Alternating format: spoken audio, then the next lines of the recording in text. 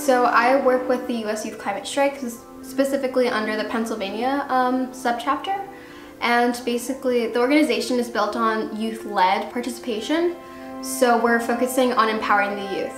The organization I work for is called Sunrise Movement. Sunrise is a national organization, but I work locally here in Philly. My role specifically is a field organizer.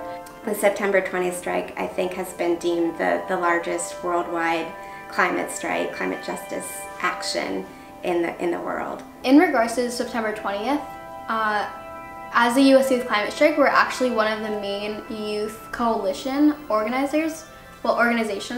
At the core partner groups, there's probably like 5 or 6 of us, and Sunrise has played a pretty, we as a group that just has like a national base and like a little bit more capacity to take things on have definitely taken like a pretty big role. It was a really powerful moment of youth activism and youth leadership around this particular issue of climate justice.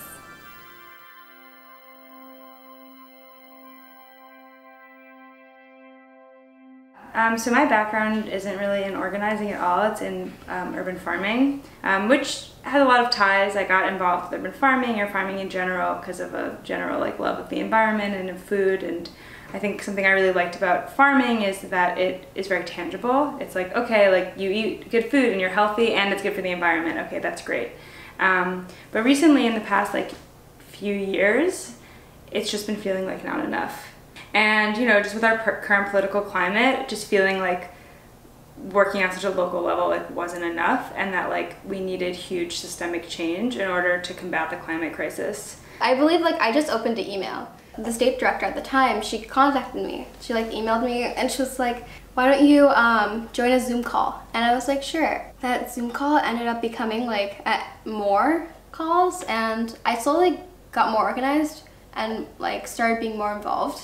I have less like financial stability than I did before, and that was kind of like a source of contention with my family. But I think that my family and my friends like all understand that like the climate crisis is like this crazy emergency, and that like people were really proud of me and were like, that's awesome that you like feel like you want to dedicate your life, because it is like a full dedication. It's like, yeah. The thing is that when people say like, what's the point of striking? The thing is that our only option is putting pressure on them by missing school. We can only make legislative action once they start to take us seriously, which is what we're trying to do by the strikes. The basic moral goal is to like treat others with the respect that they deserve, and the respect that you want as a human, as individuals, and like for the generations to come, to give them a chance. It's not even just about me. Like in a lot of ways, like I'll be okay, and I'm even less worried about like my immediate family than I am just about like, I don't know, I just can't, it hurts, I don't know. The way that I think about the climate crisis and addressing it is that, and the way that Sunrise does too, and a lot of like the groups that we work with in Philly and whatever all over the country, is like addressing these issues of like climate injustice have like have a lot of other reaches. The climate crisis is not just like one issue, it like encapsulates literally every other issue within society. Like if we're talking about inequality, if we're talking about public school system, like we're talking about literally anything, people of color and like disenfranchised communities are like likely to be more affected. I think especially with the climate justice movement, you see young people engaged because their lives are at stake and the life of our planet is at stake, and they feel that their future is on the line, and so that is what is compelling them to engage in this movement. But what's also really interesting about the climate justice movement in recent years and how it's kind of changed or evolved from environmentalism because of the lead of young people is that they're bringing a really complex intersectional analysis to bear on these issues of climate change, insofar as they understand the intersections with capitalism, with colonialism, with racism, and they understand that the people who are on the front lines, who are bearing the brunt of sea level rise, of really extreme weather events, are already the most marginalized. My ethnic background is Bangladeshi. My family is from Bangladesh, which is one of the countries that are at the forefront of this movement, sadly due to like mass floods and fires.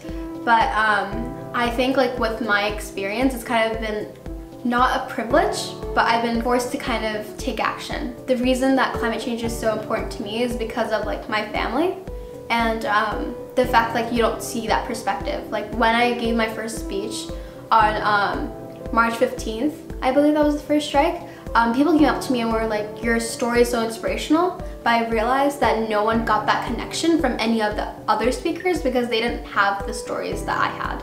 They didn't have that first experience. They didn't have like the experience of being rushed out of a flood. Like, because it is very traumatizing, it is very visual, and I think like with those experiences that I have had to experience, it's kind of like what has forced me to join this movement. Environmentalism, like climate related things, historically have been very white and old.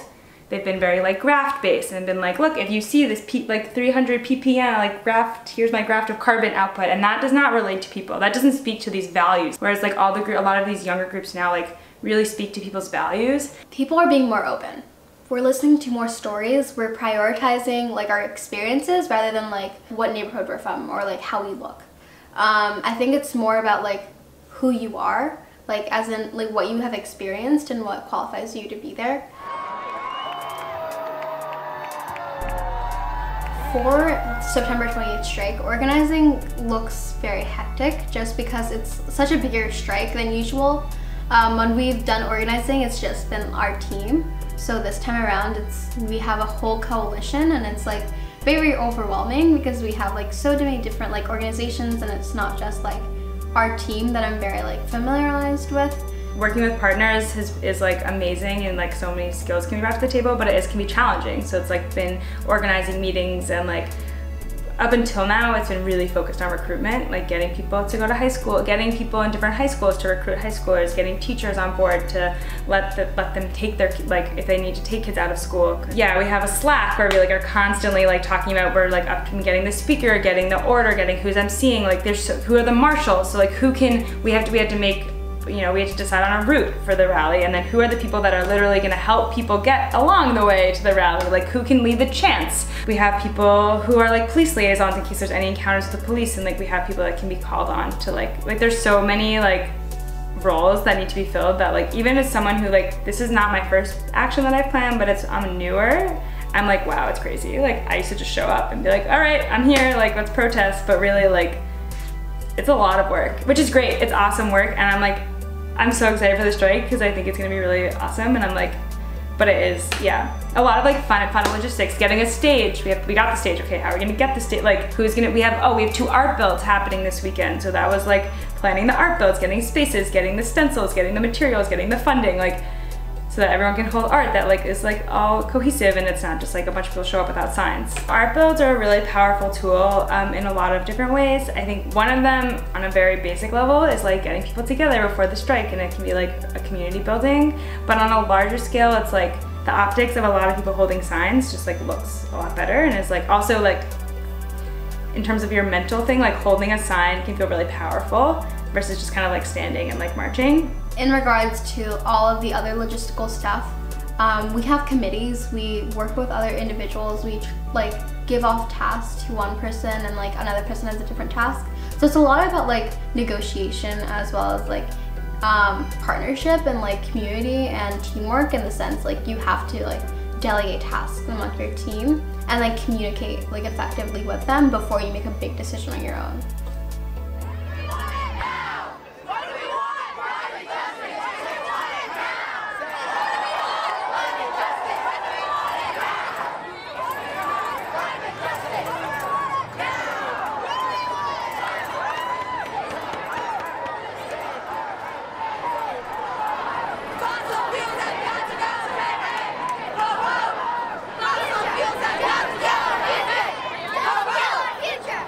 One thing we need to do is like go and like reflect on why we're here, like kind of motivating ourselves and finding like that one story, one thing that motivates us and focusing on that, and then start our movement, start our fight, because every single movement has a story and people just need to find their story. If we're stuck in like the it won't happen, it's too big, we're never gonna see the changes that we want to see in the world happen. Social Security exists now. That's a norm that we're all used to. And like it didn't at one point. And like people rallied and political alignments were formed and like people came together and made these things possible for us. And like shifted the way money was spent. Like it's all just doable. It's possible. We just have to demand it and we have to fight. We have to be willing to put up a fight. We're growing and like so many people, like every day people are reaching out to get involved. And every event is bigger and like the more that we recruit and train people to then keep going, like I have faith. And sometimes it can feel hard. Yeah, like we're up against a lot. We're up against people that have money and that benefit from the way that things are and benefit from like the growing inequality in this country and across the world. But just being a part of the movement like has given me more hope than I've ever had before. But also that hope is like grounded in reality. Like I've seen the power that we have and like even when working with all these groups and seeing all these people who are like activated in different ways within Sunrise, within Youth Climate Strike, Youth Climate Lobby, like there's so many amazing people, young and old, who are doing this incredible work that like I like just thinking about winning. Like we're gonna win, you know? Yeah.